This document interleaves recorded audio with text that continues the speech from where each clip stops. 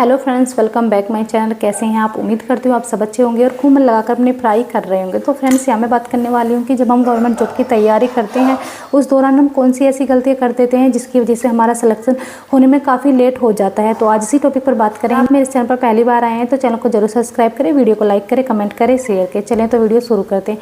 तो सबसे पहली गलती ये है कि हम बिना अपनी कैपेसिटी जाने ही कोई भी फॉर्म फिल कर देते हैं और उसकी तैयारी करना स्टार्ट कर देते हैं। तो ऐसी गलती आपको बिल्कुल नहीं करनी। सबसे पहले आपको पता होना चाहिए कि आप किस एग्ज़ाम के लिए परफेक्ट हैं, किस एग्ज़ाम में आप बहुत अच्छा कर सकते हैं। क्योंकि कभी कभी ऐसा होता है कि हमारा मैथ्स जो है वीक है और हम एसएससी का फॉर्म डाल देते हैं, बैंक का फॉर्म डाल देते हैं और उसकी तैयारी भी कर देते हैं। और जब हम एग्ज़ाम देने जाते हैं, जब हम मैथ के क्वेश्चन ही अटैम्प्ट नहीं कर पाएंगे तो हम जो अदर बच्चे हैं जिनका मैथ अच्छा खासा है उनसे काफ़ी पीछे रह जाते हैं और हमारा सिलेक्शन नहीं हो पाता। तो पहला तो यही है कि सबसे पहले आपको पता होना चाहिए कि हमें किस सेक्टर में जाना है, किस सेक्टर के लिए हम बने हैं। दूसरी जो गलती हम करते हैं जब हम एग्ज़ाम की तैयारी कर रहे होते हैं वो ये है कि हम अपना सिलेबस जो है अच्छे से नहीं चेक कर पाते। हमने कोई भी वीडियो देख ली, वहाँ पे जो भी सिलेबस बताया है हम उस पर यकीन कर लेते हैं। तो ये हमारी खुद की रिस्पॉन्सिबिलिटी है कि हमें पता होना चाहिए कि हमारा ऑफिशियल सिलेबस क्या है। डाउनलोड कीजिए और अपने टेबल पर रख लीजिए। आप उसे पर डे देखिए कौन कौन से टॉपिक आपने अच्छे से कवर कर लिए और कौन सा टॉपिक ऐसा है कि आपका अभी भी अच्छे से कवर नहीं है।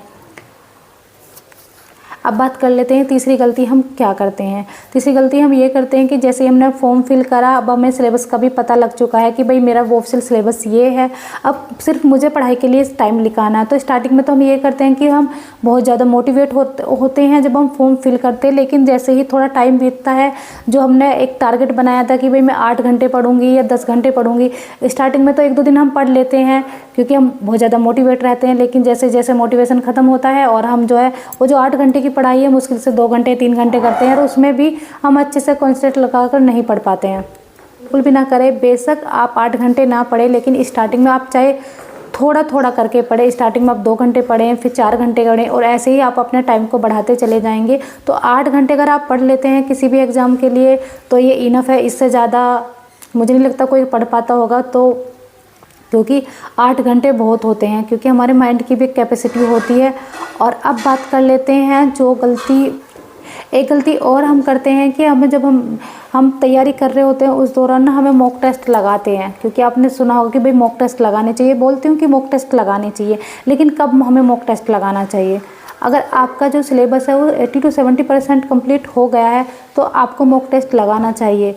क्योंकि अगर आपका सिलेबस अभी आपने कंप्लीट नहीं किया है और उससे पहले ही आप मॉक टेस्ट लगा रहे हैं तो आपके जो मार्क्स है वो बहुत कम आएंगे, 15 या 20 मार्क्स आएंगे। और उन मार्क्स को देखकर आप बहुत ज़्यादा डिमोटिवेट हो जाओगे और आपका पूरा दिन ख़राब हो जाएगा। इससे अच्छा है कि आप मॉक टेस्ट तब लगाएं तब आप जो अपना सिलेबस है वो अच्छे से कवर कर लें। हाँ, आप टेस्ट लगाइए। जैसे कि आपने जीके का कोई टॉपिक पढ़ा है तो आप उस टॉपिक का मॉक टेस्ट लगाइए, ओनली उस टॉपिक का मॉक टेस्ट लगाइए। जो भी आप जैसे आज दिन में आपने क्या क्या पढ़ा है उसी का मॉक टेस्ट लगाएं। आप ऑल सब्जेक्ट का मॉक टेस्ट ना लगाएं, वो आप तब लगाना जब आपका 80 to 70% सिलेबस कंप्लीट हो जाए। अक्सर हम यही गलती करते हैं, स्टार्टिंग में मॉक टेस्ट लगाना शुरू कर देते हैं और फिर डिमोटिवेट हो जाते हैं। एक गलती अक्सर हम और करते हैं कि हम जो है अपने सिलेबस के अकॉर्डिंग हमारे पास जो भी हमारा जैसे जीके है, जीके की हम 4-5 बुक रख लेंगे और इंग्लिश की भी रख लेंगे। मतलब हर सब्जेक्ट के हम 2 से 3 बुक तो अपने पास रखते ही हैं कि चलो ठीक है, इससे क्वेश्चन लग जाएंगे, इससे क्वेश्चन लग जाते। और रोज़ की हम हर नई बुक उठा कर पढ़ना शुरू कर देते कि 3-4 दिन ये बुक पढ़ी तो 3-4 दिन वो बुक पढ़ी। और इससे क्या होता है, हमारा ना तो सिलेबस ही कंप्लीट हो पाता है, ना हमारा कोई टॉपिक अच्छे से कवर हो पाता है। क्योंकि हम इसी उसमें रह जाते हैं कि आज हमें ये पढ़ना है, कल हमें वो पढ़ना है। तो आपको जो है सिर्फ एक बुक रखनी है अपने पास, लेकिन अच्छी बुक होना चाहिए। ऐसा नहीं है कि आप कोई भी बुक उठा के ले आए। वैसे मेरा तो खुद का मानना ये है कि जो भी हम बुक्स लेकर आते हैं या फिर हमारे पास कोई गाइड होती है, सब में सिलेबस तो सेम ही होता है, बस थोड़ा ही फ़र्क होता है। किसी बुक में एक ही टॉपिक को बहुत ज़्यादा बढ़ा चढ़ा कर लिख दिया जाता है और एक में जो है कि सीधा सीधा लिख देंगे। तो आप देख लें कि आपको पढ़ने में कौन सी बुक अच्छी लग रही है और कौन। अब बात कर लेते हैं कि जो भी हमारा सिलेबस हो उसकी पढ़ाई कहाँ से करें। तो भाई सबसे पहले मैं आपको बोलूँगी, आप अपने पास बहुत ज़्यादा बुकों का भंडार ना लगाएं। आप एक ही बुक रखें। उस बुक से अगर आपको लग रहा है कि उसकी लैंग्वेज बहुत ईजी है, आपको समझ में आ रही है, तो उस आपके लिए परफेक्ट बुक है। अगर आप जो है बहुत बड़ी बुक ले आते हैं और वो आपको नहीं समझ में आती तो वो बहुत बेकार है, क्योंकि वो तो आपके लिए यूजलेस है जब आपको समझ में नहीं आ रही। तो आप ऐसी बुक चुनें जिसकी लैंग्वेज ईजी हो और आपको समझ में आती हो। आप किसी दूसरे के चक्कर में आके कहीं से नोट्स ना खरीदें या कहीं से अदर बुक ना लेके आएँ। जो भी आपके पास बुक है, अगर आपके पास कोई पुरानी बुक भी है, अगर वो आपको समझ में आ रही है अच्छे से, तो आप उसी को पढ़ते रहें। ऐसा नहीं है कि नई बुक आपको लेके आनी है। जो जहाँ भी अपडेट करने का वो है कि आप खुद अपडेट कर लें। बात कर लेते हैं कि जो भी हमारा सिलेबस है उसे कहाँ से तैयार करें, बुक से पढ़ें या फिर ऑनलाइन पढ़ें या फिर ऑफलाइन पढ़ें। देखो, अगर आप किसी कोचिंग को ज्वाइन करना चाहते हैं तो कोचिंग ज्वाइन कर सकते हैं, या फिर आप ऑनलाइन क्लास लेना चाहते हैं तो ऑनलाइन भी ले सकते हैं।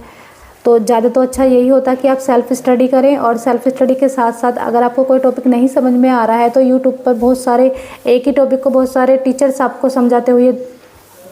तो फ्रेंड्स, अक्सर एक गलती और कर देते हैं हम कि हम एक ही सब्जेक्ट की कई सारी बुक अपने पास रख लेते हैं। जो भी हमारा एग्ज़ाम है उसकी कई सारी बुक हमारे पास होती हैं और हम ये गलती करते हैं कि आज ये बुक पढ़ी, कल दूसरी बुक पढ़ी, और फिर हम ऐसे चेंज करते रहते हैं और ना ही तो हमारा सिलेबस कंप्लीट हो पाता है और ना ही हमारी पढ़ाई अच्छे से हो पाती है। अगर आप एक ही बुक कहते हैं ना कि 10 बुक ना पढ़कर आप एक ही बुक को 10 बुक पढ़ लेते हैं तो वो ज़्यादा बेस्ट है।